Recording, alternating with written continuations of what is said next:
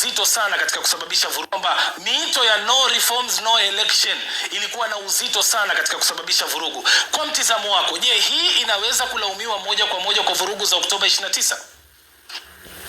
Baada ya kusubiriwa kwa muda mrefu ripoti ya tume ya Jaji Osman Chande, hatimaye tume hiyo imetoa ripoti hiyo hii leo Ikulu jijini Dar es Salaam, ambapo ikiwa na waalikwa mbalimbali kutoka sehemu mbalimbali za Tanzania, lakini pia nje ya Tanzania na mabalozi kutoka mataifa mbalimbali. Baada ya tume hiyo kutangaza ripoti hiyo na kuainisha baadhi ya matukio hayo na kuweka vipengele tofauti vikionyesha kwamba haikuwa maandamano bali ilikuwa ni vurugu, na walitaja baadhi ya sababu ambazo zimesababisha vurugu hizo ni pamoja na kauli za no reform no election, Oktoba tunatiki, mara tunakomboa nchi yetu. Haya ndio mambo yalisababisha vurugu za Oktoba 29, 2025, lakini pia walizungumza kwamba licha ya yote hayo pia sababu ya kutaka katiba mpya ilichochea pia kuwepo kwa maandamano hayo ambayo yasababisha maafa makubwa katika nchi ya Tanzania. Lakini baada ya ripoti hiyo kumekuwa na maoni mbalimbali, ambapo BBC wamefanya uchambuzi wao.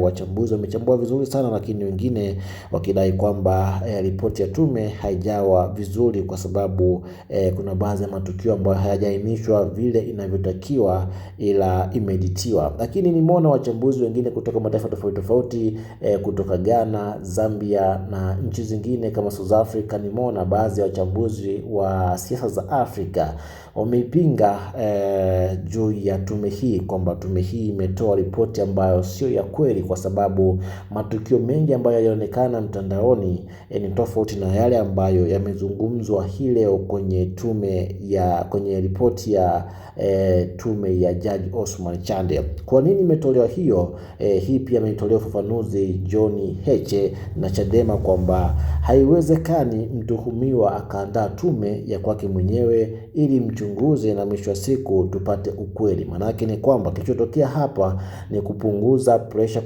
kwa Watanzania ili wapunguze ile hali ya kutoiamini serikali yao, lakini kiuhalisia hakuna uchunguzi wa kina uliofanyika hapo, kwa sababu yaliyoelezwa hapo ni tofauti na yaliyotokea Oktoba 29. Hii inakuja kwa sababu kulisambazwa na video nyingi sana baada ya matukio ya Oktoba 29, na video hizo hazijaainishwa kwenye ripoti ya leo, kwa sababu tuliona watu waliuawa wengi, lakini ukisikiliza vizuri ripoti ya leo haijaweka bayana walioua hao watu ni wakina nani na kwa nini hajachukuliwa hatua mpaka wakati huu.